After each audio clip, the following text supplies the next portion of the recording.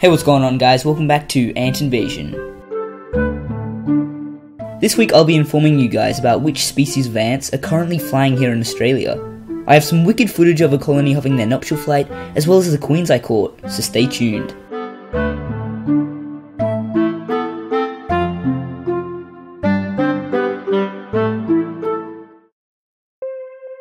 Whether you're a new or experienced ant keeper, it's always an exciting moment when you catch a queen ant, especially after months of waiting. And since it's just coming into spring here in Australia, it shouldn't be long until you find a queen yourself.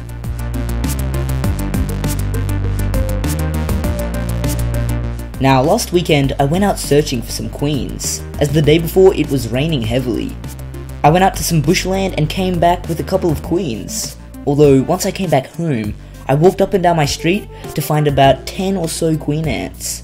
So here's some footage of the colony of Iridomyrmex bicknelli that were having their flights.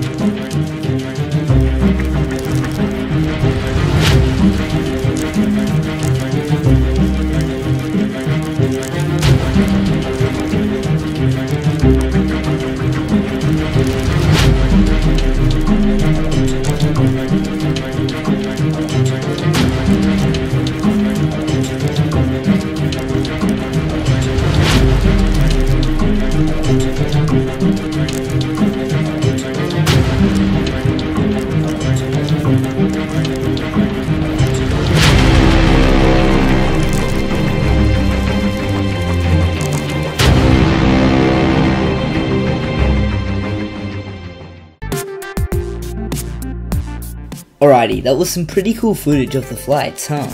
Although at the end, just as the females and males were about to take to the skies, some ignorant little kid came by. He was walking along the edge of the footpath about 3 meters away from where I was filming. And mind you, I was completely off the side of the footpath, and by no means was I in his way. As the kid got closer, he looked at me, looked at the camera, and then the queens that I was filming. Any normal person would notice that I'm clearly filming, and would step out of the way. Some people were even worried about just walking on the other side of the footpath, but this kid was something else. He didn't care whatsoever and literally walked over the hundreds of queens and males that were there, and luckily I got it all on video. All I can say is karma sucks, dude. Karma sucks.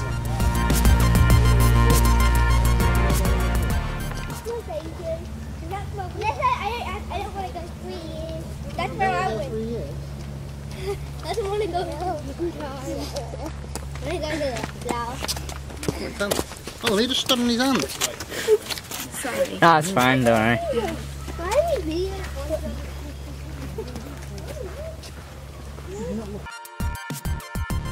And yeah, I had to play it cool afterwards, even though I was dying inside. But anyway, as I said before, this kid is going to get crazy karma. Just you wait, man. Anyway, so as I said, I came home and caught heaps more queens back here. I made them all test tube setups and put them in a nice dark spot. So now I'll basically just show you guys the queens that I caught.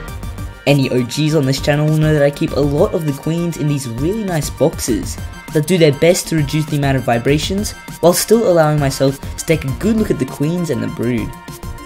The boxes are also really good at blocking out any external light, so that the queens can live in an environment similar to what they would have in the wild. Here we have what looks to be a small Nylandera queen that still has her wings on. I decided to catch her as she made no attempts of flying off, and she was frantically searching for crevices within the footpath. She seems to be fertile as she has laid quite a nice pile of eggs here, which is really good news as I've only kept her for a couple of days now. Next we have an Iridomyrmex bicknelli queen. This time she has some eggs as well. I can see about 5 or so in there, which is really cool. I wouldn't be surprised if she lays any more though. So we'll put this queen back, and yeah, that's some really good news to know that she's going well.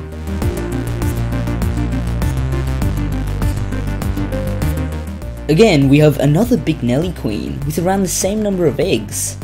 So it seems that the Bignelli queens are doing really well. The next queen is similar to the other two, but this time it's double trouble. A dual queen Iridomyrmex bignelli colony, which also has some eggs.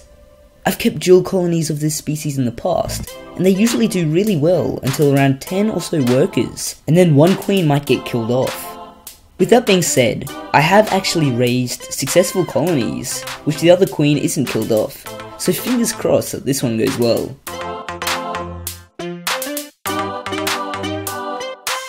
Then we have another Nylandaria queen, which was actually the first queen I caught that day. She too has a nice pile of eggs, which is really exciting. The next queen is, yep, you guessed it, another Iridomyrmex bignelli queen, although this time she is insanely full of eggs. Just look at her gaster. I reckon you guys have seen enough bignelli in this video so far, so I'll move on to another section where I keep some of my queens. And if you couldn't already tell, all the queens I just showed you were claustral queens, meaning they don't need to feed their brood during their founding stage. That's why I leave them in the black box, so that they are relatively undisturbed. Here's this big red thing with about 12 slots for test tubes to slide in. And so apparently ants can't see anything past red or something, which means I can observe their progress without disturbing them. Which is why I like to keep my test tube colonies and semi-claustral queens that require protein for their larvae in this setup. The first semi-claustral queen that I caught is a Rhytidoponura metallica, or more commonly known as a green ant. This particular queen hasn't laid any eggs yet, although just like the bignelli queens, she seems to be going well. An interesting fact about this species is that they can barely grip onto acrylic and glass, which makes it super easy to contain them in an outworld. Although with that being said, it'd be quite tricky for the queen to grip onto her own test tube, which is why I'll add some substrate. I'm simply using some red reptile sand, and there we have it. It should work well and it looks really nice as well.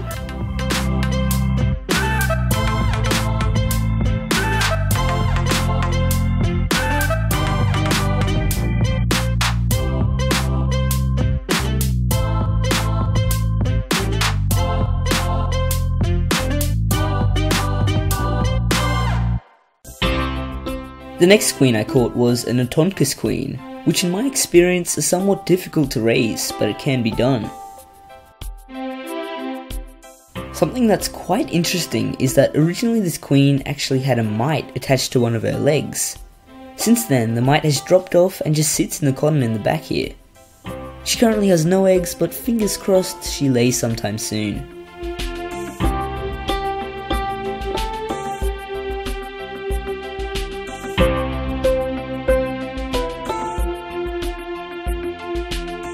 Next we have some more Rhytidoponura, except this time it's a dual queen colony, and they have eggs.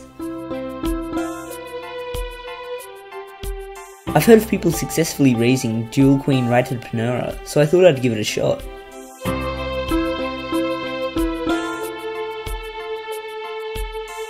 So far they seem to be doing well, and they are both gentle and caring to one another, which is really good.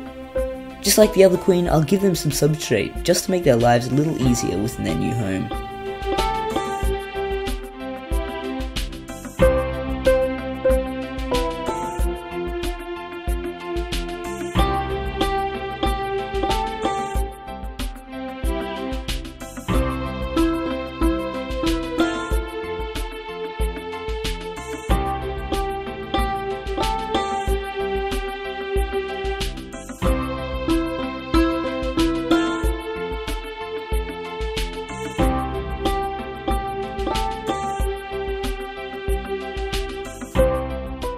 So yeah, that sums up all the queens that I caught last weekend.